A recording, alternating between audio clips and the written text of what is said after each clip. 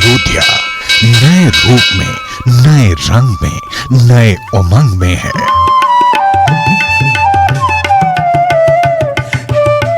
अयोध्या में हर क्षण उत्सव है।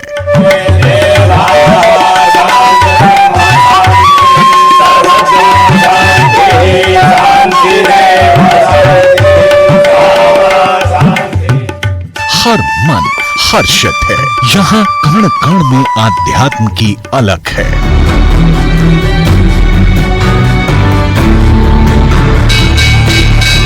पग पग पर आस्था का अलौकिक एहसास है। सदियों तक शांत रही अयोध्या में राम का महापर्व हो रहा है। रामलला की प्राण प्रतिष्ठा की शुभ घड़ी पर सजी संवरी सुंदरतम अयोध्या अपने आराध्य की ही तरह मंत्र मुग्ध कर रही है। लेकिन कुछ ही अंतराल में ये आमूल झूल परिवर्तन आया कैसे? अयोध्या के कायाकल्प का अभियान चला कैसे? किसने इस जीर्णोद्धार की कमान संभाली? अयोध्या को उसका वैभव लौटाने के लिए कितना श्रम हुआ, कितना धन लगा, कितने अविश्वसनीय कार्य हुए? क्या अयोध्या के पुनरुद्धार के जरिए गुरुओं को दक्षिणा दी गई है? ये कथा बड़ी अद्भुत है। योगी का जिस गोरखनाथ मठ के वो महंत हैं, वहां के गुरुओं का अयोध्या से अनोखा और अटूट नाता है। पहले रामनगरी अयोध्या में योगी आदित्यनाथ के पुण्य प्रताप से पनपे परिणाम देखते हैं। जानते हैं योगी के 80 महीने का तप। फिर अयोध्या के उद्धार से जुड़ी गुरुदक्षिणा वाली कथा जानते हैं। हम हिंदुस्तान में रहते हैं, यहाँ संबोधन राम राम का होता है। जन्म लेते हैं राम राम, दिनचर्या प्रारंभ करते हैं राम राम, और अंतिम यात्रा भी चलती है तो राम नाम कहकर के ही अंतिम यात्रा भी निकलती है। राम के बगैर हमारा कोई काम ही नहीं।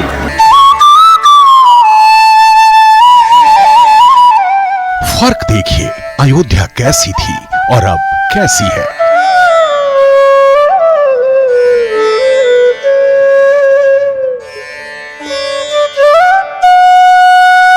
ये वही रेलवे स्टेशन है, वही देवालय हैं, वही गलियां हैं, वही इमारतें हैं।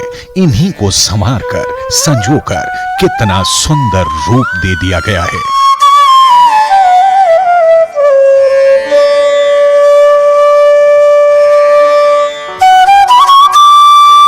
अयोध्या के इतिहास ने जैसी करवट ली है, वैसे ही उसका वैभव लौटाया गया है।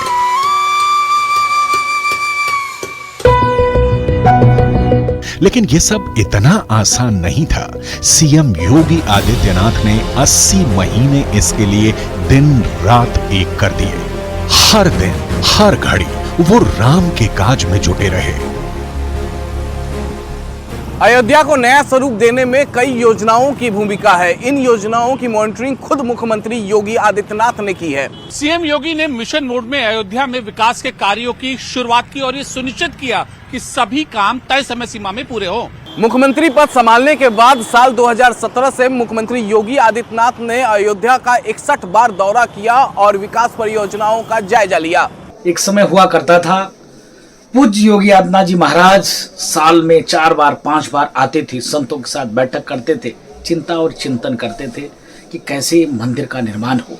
योगी जी जब अयोध्या प्रवास करते हैं तो सुबह के समय वो किसी न किसी क्षेत्र में जहां निर्माण कार्य चल रहे हैं, जहां विकास कार्य चल रहे हैं, वहां वो बिना बताए पहुंच जाते हैं। योगी सरकार के विजन अयोध्या को अध्यात्म के साथ पर्यटन को ग्लोबली स्टैब्लिश करने का रहा है, जिसमें वो सफल भी रहे हैं। अयोध्या की काया पलट का अभूतपूर्व काम 9 मई 2017 से युद्ध स्तर पर शुरू हो गया था। मुख्यमंत्री योगी आदित्यनाथ की अध्यक्षता में हुई कैबिनेट की बैठक में साकेतपुरी के चहुमुखी विकास के लिए अयोध्या और फैजाबाद नगर पालिका परिषद को मिलाकर नगर निगम बनाने का अहम फैसला हुआ। तरह से जब नगर निगम हुआ और नगर निगम के हो जाने के बाद अयोध्या का विकास सर्वांगीण विकास हुआ और इसका क्षेत्रफल बढ़ा और इसमें सभी लोगों ने बढ़ चढ़कर हिस्सा लिया। मुझे लगता है कि गलियों गलियों में रोड का, सड़क का, लाइट का, नल का, बिजली का, सारी कोई एक विषय नहीं है, बहुत सारे विषयों पर उनकी नज़र है और सारे विषयों पर बहुत ही उत्साह के साथ कार्य हो रहा है। अयोध्या के निर्माण में, नव निर्माण में, अयोध्या को सजाने में, अयोध्या को संवारने में गोरखपीठ का अद्भुत योगदान है और योगी जी इसके लिए सदैव समर्पित हैं। योगी ने अयोध्या के विकास के लिए सभी परियोजनाओं का निरीक्षण खुद किया, सैकड़ों बार बैठक की, अधिकारियों से डेली अपडेट लिए।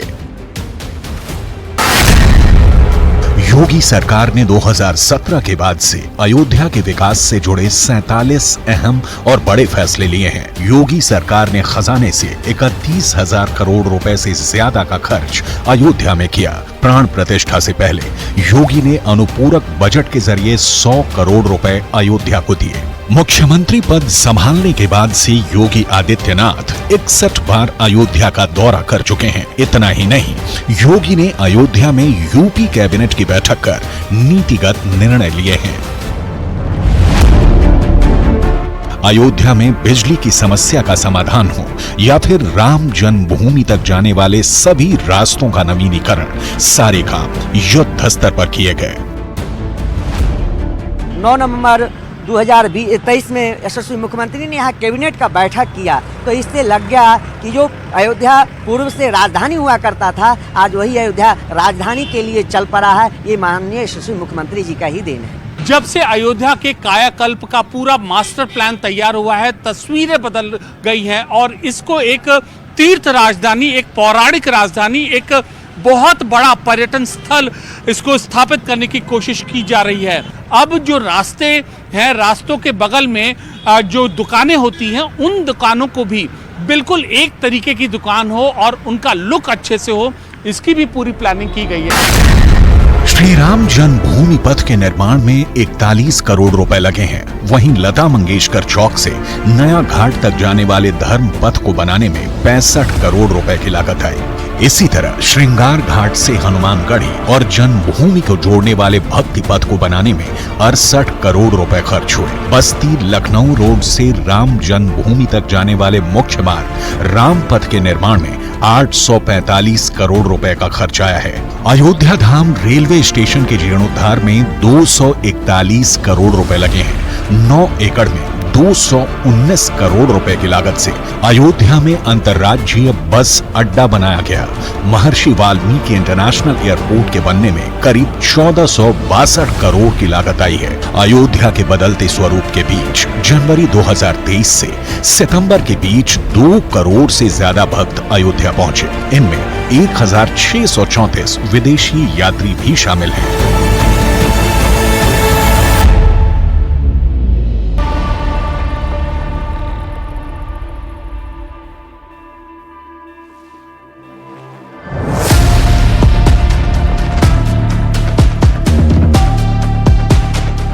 रेल हो, रोड हो या फिर हवाई मार्ग, अयोध्या तक राम भक्त आसानी से और सुखद एहसास के साथ पहुंच सकें, इसका इंतजाम कर दिया गया है। राम नगरी की संवरी सूरत ने साधु संतों समेत स्थानीय लोगों की मुंह मांगी मुराद पूरी कर दी है। नए तरीके से जो हम लोगों की परिकल्पना जो हम लोग पढ़ते हैं रामायण या रामचरितमानस के अंदर, वो परिकल्पना से त्रेता युग वाली अयोध्या धीरे धीरे विकसित हो रही है। काफी साफ सुथरा हुआ है, काफी चौड़ी चौड़ी सड़कें हो गई हैं। पहले काफी थोड़ी अस्त व्यस्त स्थिति थी, तो अब काफी मेंटेन्ड हो गया है। आज बाबा के राज में आज अयोध्या नगरी हो गई है। अभिमान होता है कि एक संत, दूसरा मुख्यमंत्री, इतना व्यस्तता होने के बावजूद भी, इतनी बड़े प्रदेश में इतनी झंझावात होते हुए भी इतना उनको ध्यान रहना कि अयोध्या के अनुरूप विकास हो। आभार है पूज्य योगी आदित्यनाथ जी महाराज का।